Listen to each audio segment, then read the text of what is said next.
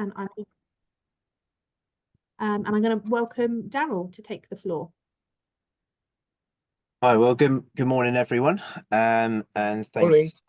thanks for your time this morning to have a little listen to me and to give you a little bit of an overview of my role within Sovereign Network Group. So just by way of a little bit of context around myself, so I joined Sovereign Network Group about 4 or 5 months ago now. So I'm still fairly sort of fresh within the organisation. Prior to that, I've had a 18-year sort of police career within Thames Valley in a number of different roles, of which some of those were very community based, which I enjoyed very much from that sort of era of my career there. But yes, found a wanting to do something a little bit different, bit of change of direction, and yeah, here find myself within Sovereign Network Group. Of course, I should say formerly Sovereign Housing. So yes, I've joined the organisation as a community investment and partnership lead, and that side of it I will obviously go into a little bit detail shortly. But the role sits within our communities team, and I will expand on that in just a little bit. Okay. What I'm going to do is I'm just going to share my screen so that I can then sort of just go through a few slides as I'm talking. Now, I can promise you all it's not death by PowerPoint. There's only really a few slides with a little bit of information, but I just thought it would be useful to have up just whilst I'm gradually, making my way through bits and pieces, which I wish to sort of go through with you.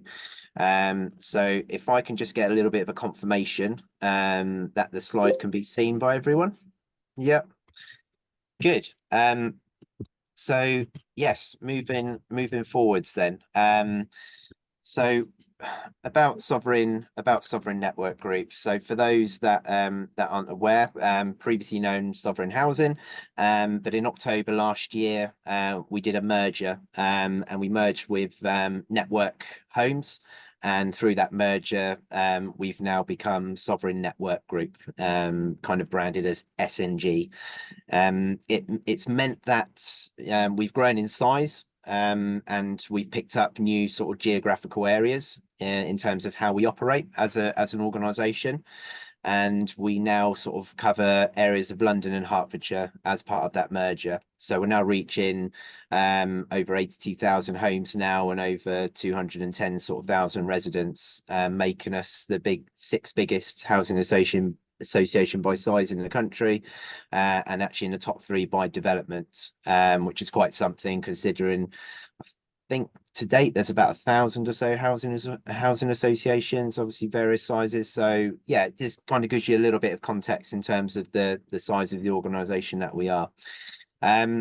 But in terms of the vision moving forwards, there's a lot of investment plans, which is going to be pumped into new homes, new developments over the next 10 years, and also there's going to be a big sort of retrofit strategy as well taking place. So there's lots of money being pumped in to bring in existing properties up to the correct standards, and current efficiency standards, for example, because of course, I think common sense suggests we've got a lot of older properties in the network, as well as clearly, a lot of new builds which are all sustainable, almost future proof, and operating, like I say, to the sort of the current sort of home property standards, if you like. So yes, a lot of investment going into property moving forwards. And one of the biggest things taking place from a community perspective is a big investment over the next sort of 10 years, which is many millions of pounds, 100 million pounds or so. And the group are actually creating its own community foundation, which moving forward should hopefully make things even better still in terms of how we look to get involved with sort of funding initiatives in our community areas. So yeah, lots of things that are going to be happening moving forwards. This slide here, again, just more of a visual for all of you, really, just to give you a little bit of an idea of sort of the various areas that we cover. Of course, we now have picked up parts of London and Hertfordshire. So yes, we now have sort of 12 localities now, as opposed to the 10 which you see there. So yes, we're growing, as you can see, quite considerably across the southern region. The aim is to be the biggest across the whole southern region in its entirety. So yeah, time will tell how that pans out, but with the ambitious plans, there's no reason why we can't get to that stage. But yeah, just wanted to put this slide in there so you can sort of visually see, you know, all the areas that we look to cover. Moving forwards, I'm going to just give you just a few minutes just to give you a little bit of a breakdown of the communities team, because of course that's kind of the main reason why we're here today, certainly from my perspective, in terms of how I look to get involved with organisations in our community areas. So within Sovereign Network Group, we have our sort of community investment team as a whole, if you like, and that's broken down into the strands or the areas which you see on your screen now. So we have our employment and skills team, which includes our financial and digital support officers, and we have our communities and engagement team. That's where I come into it, and what will be the main focus of today. And we also have our partnerships and funding team. That's a team that we actually work quite closely with. And again, I will give a little bit of an overview on what they do as well, because quite often there's joint working that goes on between my team and the partnerships and funding team when it comes to working with organisations at times. So you know, we sit quite closely with them in terms of some of our working. So before I sort of focus on that, I just a very brief overview of the employment and skills team, because what I've found is when I've been getting to know organisations, actually spending a little bit of time and raising awareness to this team has proven quite useful to organisations, particularly because quite often you know, various organisations are knowingly and working, or you know, are benefiting our customers. And with some of the organisations and the way that they work with our customers, quite often they're a go-to place for people that are struggling and just want to voice, you know, the struggles maybe that they're having. And this particular team, the employment and skills team, you know, are a real layered team in terms of support, you know, for our customers. And it's kind of something we're looking to really try and sort of, you know, make more aware to organisations. So with this particular team, the employment and skills team, they are more a customer facing team, in the sense that they will receive referrals from other customer facing teams within Sovereign Network Group. So for example, housing officers which are going and engaging with our customers and doing their tenancy visits, maybe from our debt advice support line, maybe from our customer contact center. So whenever a customer is having contact with one of our customer facing roles, then where a certain need or concern has been identified, they can often find their way through into the employment and skills team, which, like I said, covers our financial and digital support officers as well. So I won't go through now every single channel level of support, but that is something which I'm through Rachel, I'm sure I can cascade out to yourselves, not a problem at all. But basically, the employment and skills team can help our residents, our customers, get back into employment where maybe they've lost their job or are seeking a change in career. Maybe they are currently working still and are looking to go into something a little bit different, or maybe they're looking to start a business. Whatever the need may be around an employment and skills perspective, we have a team which can sort of work one-to-one with them and help them, you know, whichever sort of direction they're looking at going to. So it could mean helping, pointing them in the right direction in terms of organisations to focus on. It could be training courses. There are some grants available for certain identified customers, which might help provide them training courses or be able to get them to, you know, an education outlet, for example. So there's quite a package of support there to help people in regards to employment needs. Our finance and digital team, so they are I would say, unfortunately, they are fairly busy at the moment with lots of referrals from people which are struggling through cost of living. So certainly from a financial team perspective, they will look to support customers in a variety of different ways. Again, some of it can be via, it could be sort of support vouchers for food and energy. It could be grants to help with furnishings, white goods, particularly if they're struggling in a property in terms of, you know, keeping that property going and suitable for them to live in. And you know, if you link into the employment perspective, you know, maybe that hardship has come from the fact that they've lost a job. That's where that sort of holistical approach can really come in with this team in helping customers. So yeah, there's a lot of help and support. It's not all just about sort of issuing financial support. There's lots of educational support to customers as well, certainly around managing, you know, utility bills, debt advice, you know, support with managing universal credit, for example. So yeah, there's really quite a large tailored package of support for our customers, depending on what the need is. And our digital team, they're there to help people manage things online, maybe get people to start becoming more digitally aware, as we still have quite a lot of customers who are not confident or don't have the means to be able to go online. So again, there's lots of various packages of support available for those customers as well. So as a team in its entirety, they really do a lot at one-to-one level, and I just think it's really important that organizations are aware that there is a lot of support available. So yes, if you really feel that you would benefit from having some of this information on hand, certainly for any of our customers which you know you might engage with, then more than happy to make sure that make that get to you. So yeah, thank you for just giving me a little bit of time to tell you about that team. So moving on then to customers engagement team. So this is where I kind of feature more prominently.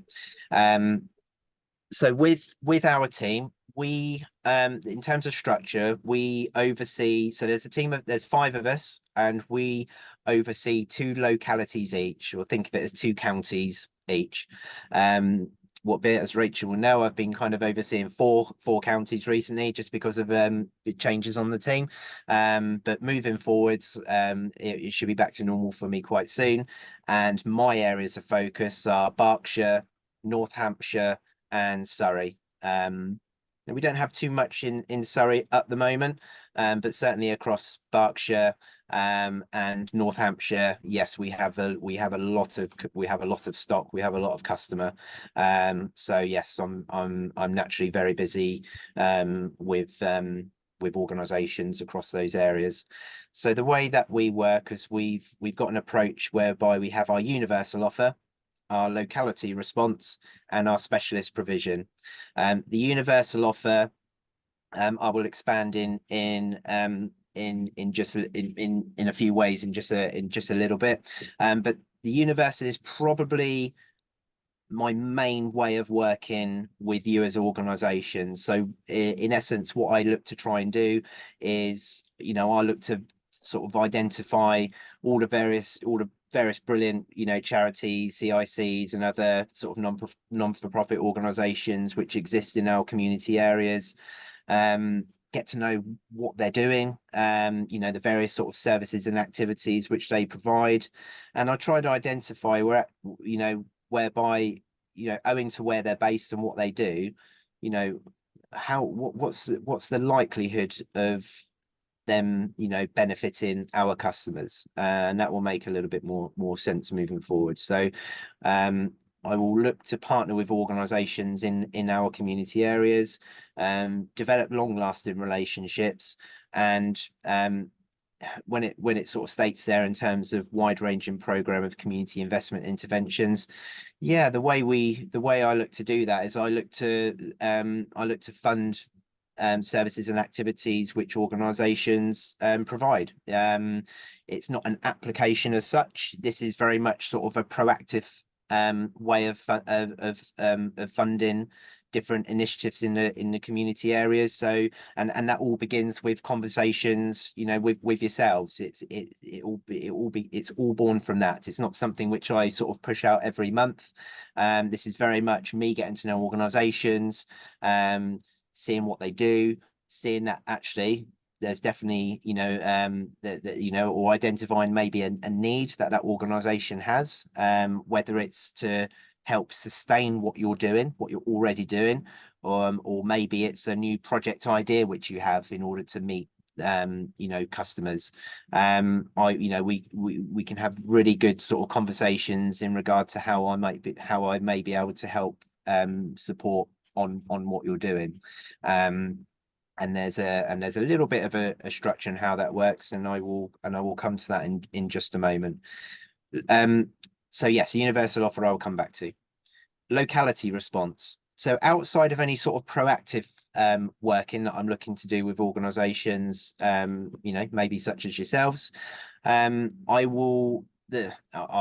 we as a team, we will work closely with our respective housing teams in our localities. So I've got good relationships with the it's called the Newbury and Reading locality team, which sort of cover our most of our Berkshire areas, as well as my North Hampshire and Surrey team. So I will have a good link in with them, and the reason being is, you know, considering they are one of the main customer facing teams, you know, they are going out into the areas where we have our customers. They are doing their tenancy visits, for example. They will quite often pick up, you know, could be issues within those areas. It could be, it doesn't have to just be negative. It could be something positive. They may pick up that actually they've got a pocket of customers who are looking to do some sort of community initiative. Maybe, for example, there's a communal piece of land where we have where we've had a few customers say to their locality officer, oh, you know, would we be able to do this? You know, oh, we would love to be able to do this and transform this space into this, you know, where there's a little bit of a vision. So in an example like that, that officer may look to get in touch with me and see if there's a way of creating a little bit of like a community project there. And sometimes funding from my team can be a route to making that happen. So yes, as a locality response, we do get a little bit of steer from them in terms of areas where things have been identified. So that's pretty good. Specialist provision. Yeah, we're quite involved in a number of bigger sort of bigger initiatives that sort of happen across either the area or the country, for example. So we have a few things called such as is mentioned there, the I Will Fund, the Move On and Thrive, and Safer Streets, which some of you may have heard of before. So, for example, at the moment, I will be helping to support on a number of Safer Streets based projects, which are kind of government backed, and as a little bit of a joint working exercise between sort of Sovereign Network Group, maybe the local council, maybe you know, a relevant charity, then together we're looking to carry out a big project in an identified area where there's been some sort of big concern, you know, sort of identified. So yes, we get involved in sort of large project work as well. So they're the three main approaches in terms of how my team sort of operates. The universal offer, like I say, I will come back to in just a moment, and that's probably my most common way of working. And yes, but for that to happen, we kind of use a bit of a delivery model. So we operate to 6 core themes, which if I move forward onto this slide, you will be able to see. So to put a little bit of context to this, for me to be looking to, you know, maybe do something with an organization, I need to be able to see that organization operates to kind of one of these, at least one of these strategic themes. So customer voice, engagement and action. This is particularly one that's still currently in developing at the moment, but it's more about kind of empowering customers in the communities where they live. But for the most part, a lot of the organizations that I'm currently working with or will be moving forward will generally have one of those other 5 provisions. So you will cater for youth, you will cater for aging well, you will cater for environment in place, you will cater for health and well-being, and you'll cater for social inclusion. Now, for some of your organizations, you will tick a number of those boxes purely based on what you do. But providing one of those sort of strategic themes exist, then that's a tick in the box in terms of starting to move things forward. In terms of other criteria, where you are and what you do needs to be able to meet sovereign network group customers. So it's fair to say that we do have a focus on what we call our anchor organizations. So therefore, for example, when I look at when I've got to know an organization, or I'm aware already of an organization, I can have a look on our mapping system and see where you're based.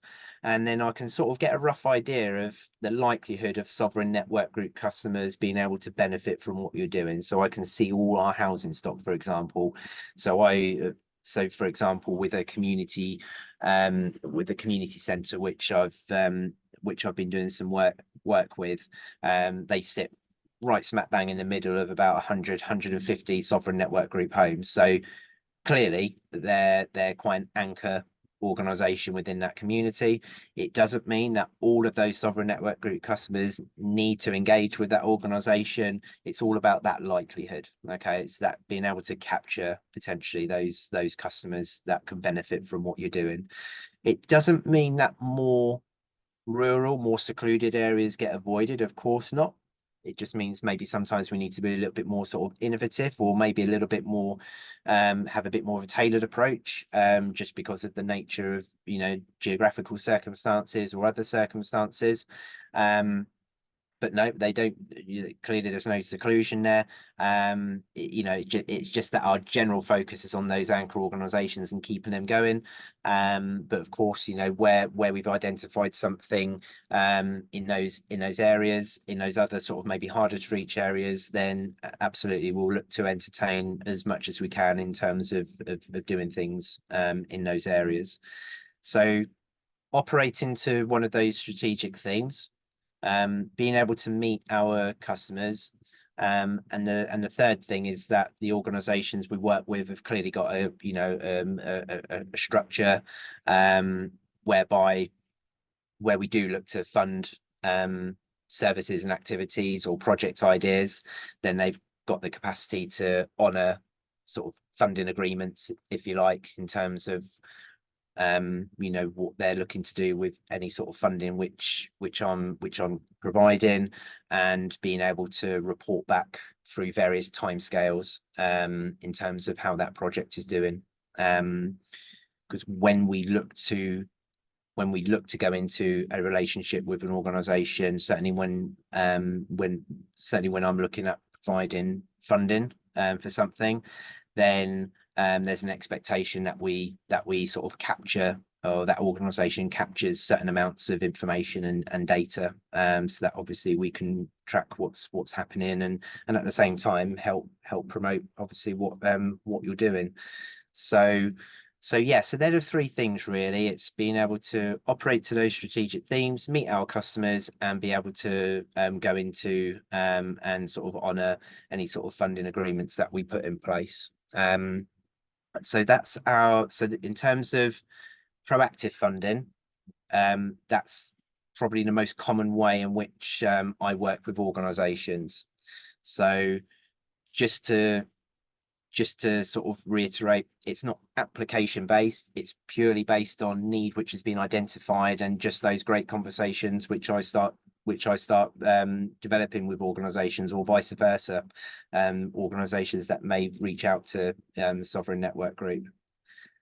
So putting proactive funding just to one side, we do have other routes to funding as well, which are more application based. Again, without knowing off the top of my head, some of you may or may not be aware, but throughout the year, we also provide various micro grant platforms in which organizations can apply for. So micro grants are normally themed based. So they will be themed around the strategic things which you see on your screen still.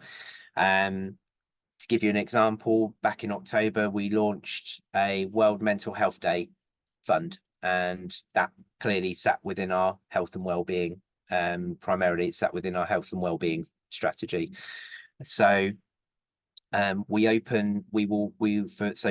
partners which we're sort of already connected to, or that we have in our sort of contact list, if you like, we will push out and you know that when those micro grants become available, and with the criteria and the ability to apply online for that. And micro grants are normally between sort of £500 to £1,000. And they're normally sort of for short-term projects. You know, maybe an organization's got a bit of an idea that they want to try, and ultimately a micro grant is going to enable them to maybe get that little idea off the ground and see how it works. I think the benefit for me, from my perspective, is the way that we advertise our micro grants is, like I said, you know, we're not connected to every single organization. I mean, there's a few of you here which I don't think I'm aware of in terms of an organization. You know, we will look to sort of publicize this through some of our other network channels. So quite often we will capture organizations that we're not aware of through those other channels. So we will see an application from an organization and say, oh, you know, who are you? You know, brilliant, great. Because if the project idea just, you know, seems really good, really interesting, and it's ticking all the right boxes, then come the end of that particular project, I might think, oh, you know, this is ticking all the right boxes. How about we look to develop something longer term? So micro grants can be a really good platform for those sort of purposes, because they're application based, and because they're normally for shorter term ideas, and because they are for in the grand schemes of funding for small amounts of money, then you know we don't need to put any sort of funding agreements into place. You know, it's purely just an application, and if you meet the criteria, then you know, you have every chance of being awarded, you know, whatever amount of money that you're sort of seeking. So that's how our micro grants platform works. And just for the benefit of you that are listening to me today, we do have one currently active, which is around equality, diversity, and inclusion. So if based on what you're doing fits around exactly that, then I'm more than happy to, well, I mean, it'd be great to get to know, you know, all of you anyway, but quite happy to obviously get that sort of link out to you. Okay. So yes, so micro grants is another route to funding, and I suppose another route to funding from our team sort of perspective is maybe one of our larger grant platforms.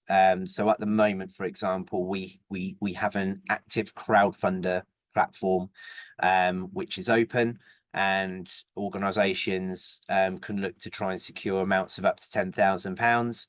And again, you know, I mean, that's a much that, you know, organizations are able to get much larger chunks of money. So there it tends to be for sort of, you know, longer term sort of initiatives that they've got. So crowdfunder, as far as I'm aware, it's something which we're looking at moving away from, and looking to do something similar, but maybe work a little bit better for our organizations.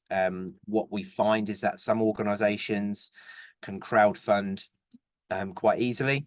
Some organizations can really struggle.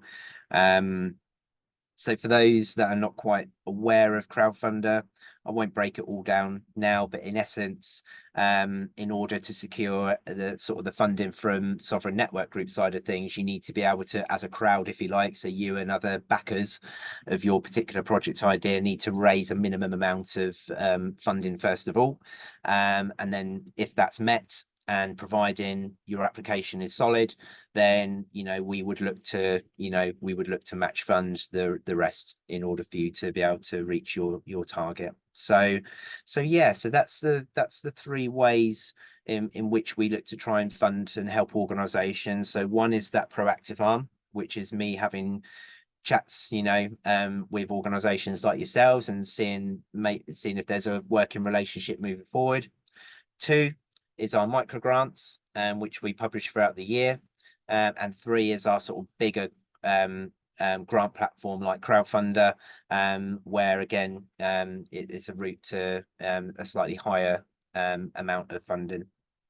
So that's kind of how I look to get involved with organizations and help support organizations, and it's not just giving money and that's it. For the time, if we go into any sort of relationship, partnership agreement, funding agreement, for example, or regardless, even if it's through one of our micro grants, I will look to keep in contact with all of you that have benefited from that, give you advice, give you support where I can, and yeah, look to just keep that relationship developing, because at some point there might be a new idea that you have and that I want to get behind. So yeah, it's really interesting, and it's really great to know. It's really quite satisfying helping to keep sort of organizations going, with what they do, particularly when, you're meeting so many needs of the community. So it's really quite enjoyable in that side of things. Just to finish up sort of from my talking, for now, I'll just take you onto this final little slide here. Like I said, we have our partnerships and funding team, which we work quite closely with, and this will this will kind of make sense as I explain. So there's a few layers to this particular team, but the most common part of this team, which I will work with, is our external funding specialists that are in this team. So a bit like us, they focus on working with organizations. So they're behind the scenes, they're not customer facing. And I'll give you a little bit of a very casual example of how it works in practice. So if I get chatting to an organization about a particular project idea, it might find that through that chat, there's a bit of a barrier for whatever, and that could be for a number of reasons.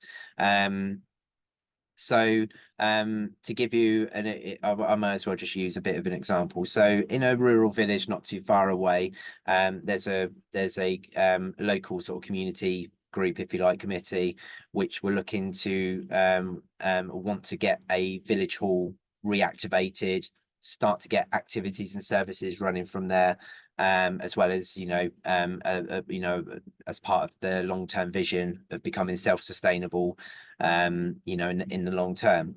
However, a little bit of a barrier when I was chatting to them was that the building itself needed a hell of a lot of work to get it up to a decent standard to be used. So when it comes to my funding, in terms of how I look to fund, it's not primarily for sort of capital or core costs. It is focused on the services and activities, as opposed to replacing a roof, for example, or windows and doors and things like that. So that presented a little bit of a barrier.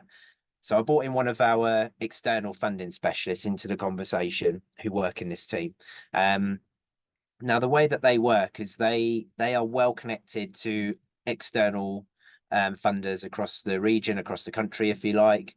And so that what they're able to do is they're already connected to a number of those external providers. So they can already think, oh, I know exactly who could help, potentially provide funding, for that issue. Or likewise, they will do some research and see if they can identify an external funder. So in this case, they did find a funder, and it was called the Rural Prosperity Fund, which have sort of focused on rural community initiatives. And funny enough, their focus was on capital and core costs. Brilliant. So our external funding specialist, was carried the conversation forward with the sort of the person, the group that we're working with, helped them put their application together and sort of support them through that.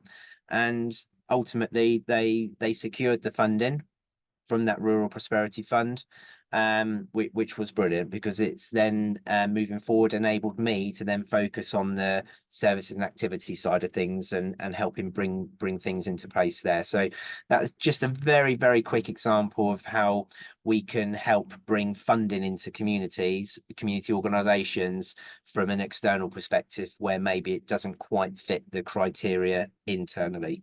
So I just wanted to sort of tell you about them, because they are very active across a number of organizations and have helped do a lot of really, really good things. This team also has our social impact and social value team. With every sort of project that we sort of support an organization on, where we provide funding and go into various funding agreements, like I alluded to a little bit at the beginning, we look to capture a lot of data from that organization in terms of, the sort of the people that are engaging with their service and activity, any sort of notable outcomes which they've been able to evidence. For example, some of our health and well-being projects have reported increases in their participants' mental health and well-being, for example. So where they can capture certain information data, we collate all of this information in different forms, and from this this team will help measure the impact that that organization is having in the community, and for a very clever calculator generates a would-be financial value of that. So seeing it in practice is actually very, very interesting, because we're able to see that over the course of this 12-month project agreement, if you like, this organization has generated X amount of social value in the community. So it's really interesting to see how that works and how it fits within what the organizations are doing. So yes, this particular team does quite a lot. We work very closely with them, and again, they are just another route to funding where maybe things present as a barrier from my side of things. So yeah, I just thought it worthwhile telling you, just a little bit about them. So in terms of slides, like I said, didn't want it to be death by PowerPoint, but I hope through seeing those slides and what I've been saying, it's painted a little bit of a picture in terms of how my role, how the team works within Sovereign Network Group at a community level, and maybe it's given you a bit of an idea of how of any sort of conversations you feel you would want to have with someone like myself. And yeah, thank you for listening.